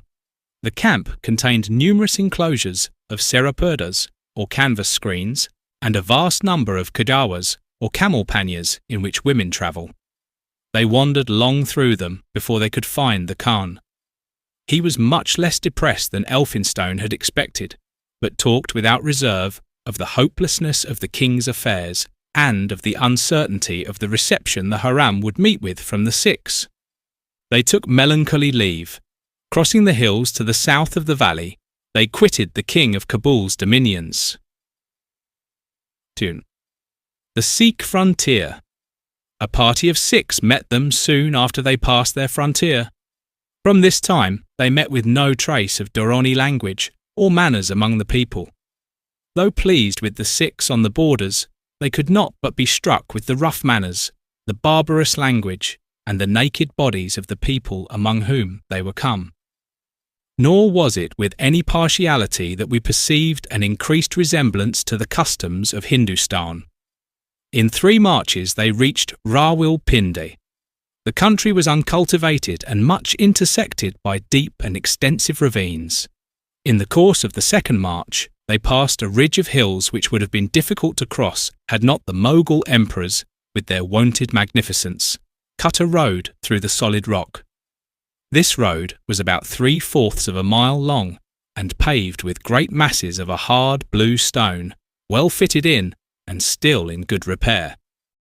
The town of Rawalpindi was large and populous, a pretty place composed of terraced houses, very like a town west of the Indus. The country round was open, scattered with single hills, and tolerably cultivated. They halted here 6 days to get Ranjit Singh's leave to advance. Observations on the Sikhs. They now saw a good deal of the Sikhs, whom they found disposed to be civil and by no means unpleasing. They were manly in their appearance, tall and thin, though muscular. They wore little clothes, their legs, half their thighs, and generally their arms and bodies being bare, but they often had large scarfs thrown loosely over one shoulder. Their turbans were not large, but high, rather flattened in front. Their beards and the hair on their heads and bodies were never touched by scissors. They generally carried matchlocks or bows, the better sort generally bows, and never paid a visit without a fine one in their hand and an embroidered quiver by their side. They spoke Punjabi and sometimes attempted Hindustani, but Elphinstone seldom understood them without an interpreter. Persian was quite unknown. They did not know the name of the Doranis, though that tribe had often conquered their country. They either called them by the general name of Khorasanis or by the erroneous one of Gilji. Ranjit Singh, the chief of Rawalpindi and one of the greatest in the Punjab, visited Elphinstone. He was a plain civil man, only distinguished from his followers by his decent appearance and manners. His numerous companions and attendants sat down promiscuously in a circle and seemed all on a footing of equality. A Sikh in Elphinstone's service once dined with this Sirdar and found at least 250 guests, all the soldiers in his immediate employ, partaking of his fare every day. When they wished to return his visit, they found that he and all his attendants were drunk. About 4 in the afternoon, he was reported sober and received them in a little smoky hovel in a small garden, his people in confusion as before. Most of them continued to sit while he got up to receive them. Shah Zaman, the blind king. While at Rawalpindi, the Haram overtook them, and with it came Shah Zaman. They visited him on July 10th and were not a little interested by the sight of a monarch whose reputation at one time spread so wide both in Persia and India. They found him seated on a plain couch in a neat but not a large tent, spread with carpets and felts. They stood opposite to him till he desired them to be seated.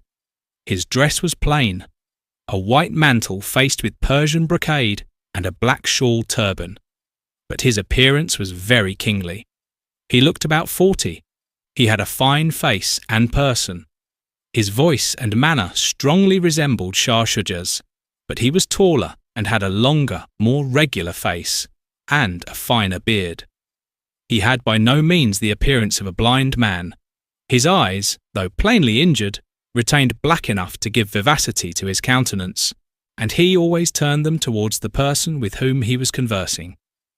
He had, however, some appearance of dejection and melancholy. After they were seated, a long silence ensued, which Shah Zaman broke by speaking of his brother's misfortunes and saying they had prevented his showing them the attention he otherwise would. He then spoke of the state of affairs and expressed his hopes of a change. He said such reverses were the common portion of kings, and mentioned the historical accounts of astonishing revolutions in the fortunes of various princes, particularly in that of Tamerlane. Had he gone over all the history of Asia, he could scarcely have discovered a more remarkable instance of the mutability of fortune than he himself presented, blind, dethroned, and exiled in a country which he had twice subdued. The march through the Punjab. They marched from Rawalpindi on July 12th and reached the Hydaspes in 10 marches. The first 6 were, like those already mentioned, uncultivated country, much cut with deep ravines and torrent courses, and pastured on by droves of horses of a very good breed. The part most to the east was better cultivated than the rest. In the first of these marches, they crossed the Swan, a large rivulet which, though only up to their horses' girths, was so rapid as scarcely to be fordable. Several of their camels were swept down by the stream. The last 4 marches were among hills interspersed with country like that already described. The high hills on the north were generally concealed by fogs, but sometimes they saw them rising to a great height above the clouds. The whole of their journey across the tract between the Indus and Hydaspes was about 160 miles, for which space the country was among the strongest Elphinstone had ever seen. The difficulty of their passage was increased by heavy rain. On one occasion, the rear guard with some gentlemen of the mission were cut off from the rest by the swelling of a brook which had not been a foot deep when they began to cross. It came down with surprising violence, carrying away some loaded camels crossing at the time, and rising about 10 feet within a minute. Nothing could be grander than this torrent.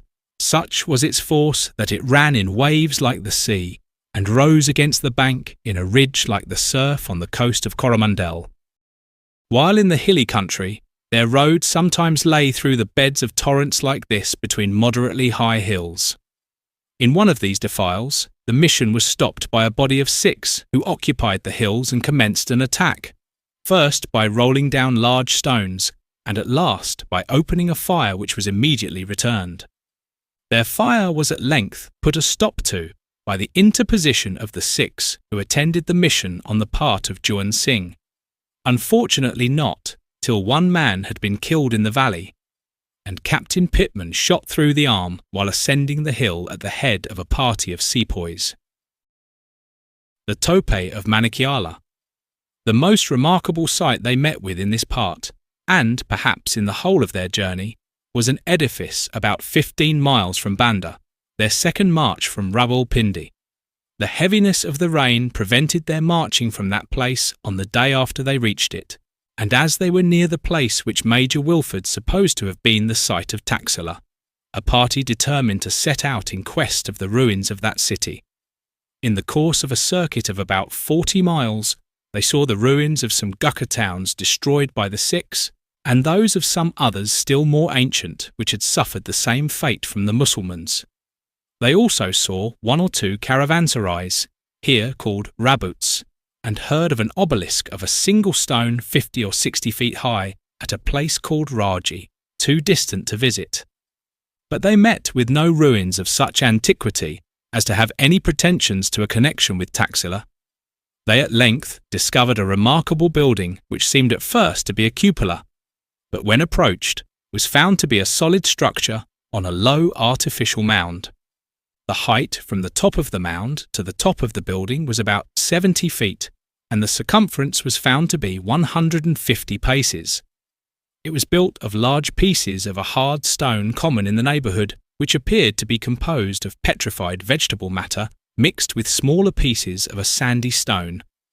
The greater part of the outside was cased with the first mentioned stone cut quite smooth, and the whole seemed intended to have been thus faced, though it had either been left incomplete or the casing had fallen down.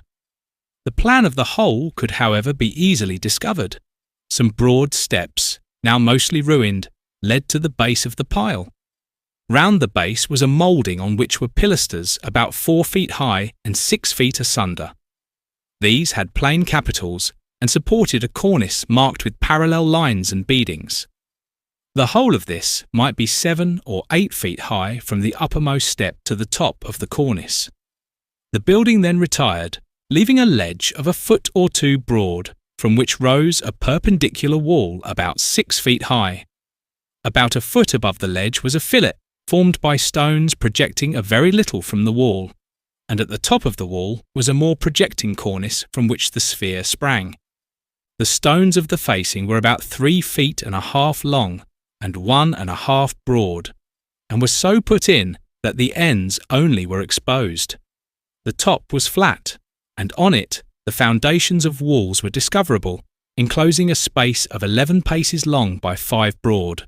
A third of this area was cut off by the foundation of a cross wall. There was nothing at all Hindu in the appearance of this building. Most of the party thought it decidedly Grecian. It was indeed as like Grecian architecture as any building which Europeans, in remote parts of the country, could now construct by the hands of unpractised native builders. The natives called it the tope of Mauna and said it was built by the gods. Many bushes and one pretty large banyan tree grew out of the building. The Hydaspes, Alexander's River. Before they reached the Hydaspes, they had a view of the famous fort of Rhotus, but at a great distance, owing to their having left the main road and crossed 15 or 16 miles lower down than the usual ferry at Jhelum. Rhotus they understood to be an extensive but strong fort on a low hill. They crossed the Hydaspes at Jalalpur in the course of 5 days, from July 22nd to the 26th inclusive. Elphinstone was greatly struck with the difference between the banks of this river. The left bank had all the characteristics of the plains of India. It was indeed as flat and as rich as Bengal, which it greatly resembled.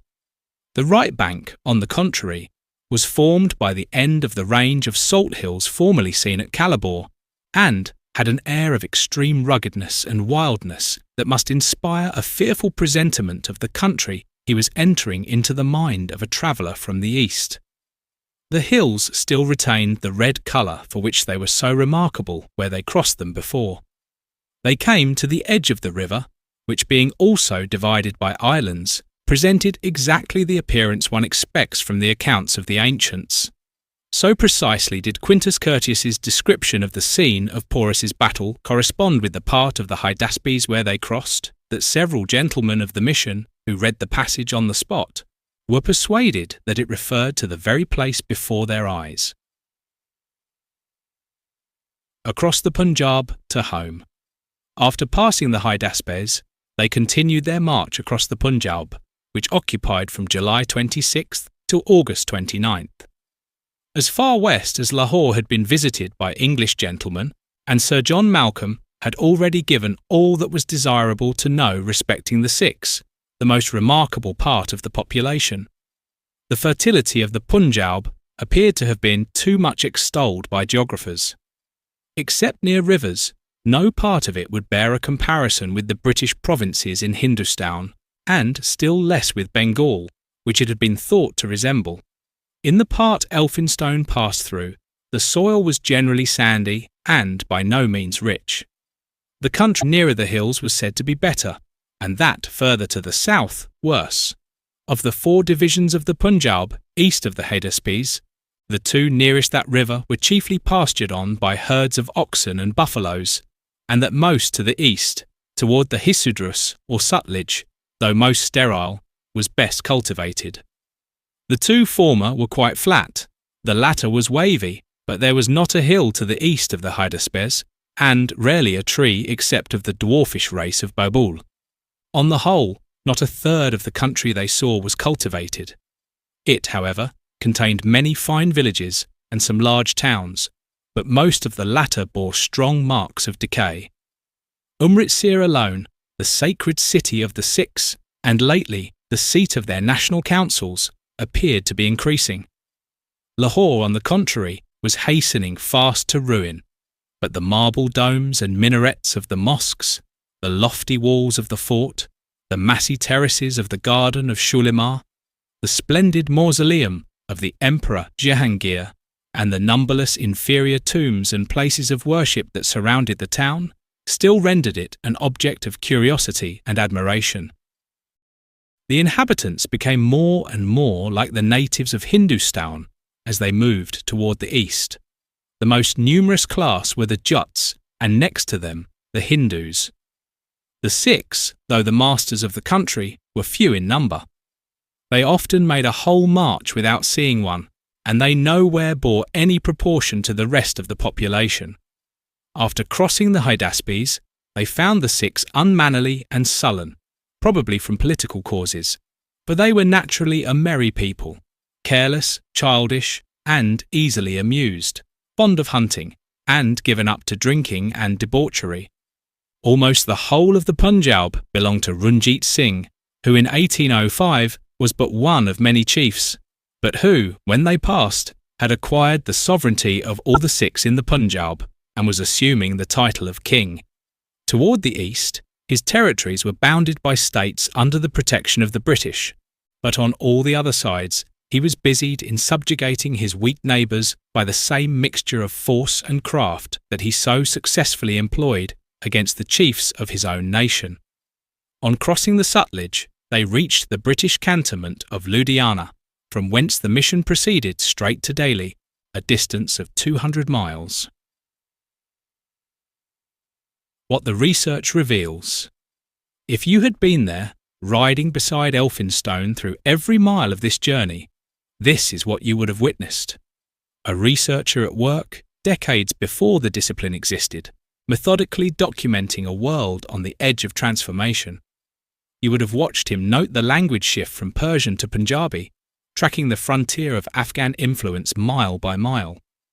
You would have seen him record the dress change from boots to bare feet, from woolen mantles to cotton tunics, from the flowing robes of the Doronis to the quilted coats of the Punjab. You would have heard him question villagers about the depth of wells, the taste of water, the customs of marriage, the structure of tribes. You would have sat with him in the Kurrati shepherd camp, watching fair-haired children with aquiline noses crowd around to feel English coats and examine plated stirrups. You would have climbed with him to the top of the pass at Calabar, marvelling at cliffs of solid salt and the Indus flowing deep and clear through red mountains. You would have stood with him at Manikyala, trying to reconcile the classical texts with the banyan-shrouded ruin before you. You would have visited a blind king in a tent and understood with perfect clarity that you were witnessing something precious and fragile. The British rule that would reshape India was still decades in the future. The Anglo-Afghan wars that would define the region for generations were yet to come. The Durrani monarchy, which Elphinstone had come to befriend, was collapsing even as he recorded its final moments. The Sikh kingdom, he observed in passing, would soon rise to greatness under Ranjit Singh, then fall to the same British power Elphinstone served. Everything he saw was about to change, and he knew it. That is why he looked so carefully. That is why he wrote so precisely. That is why, 2 centuries later, we can still ride beside him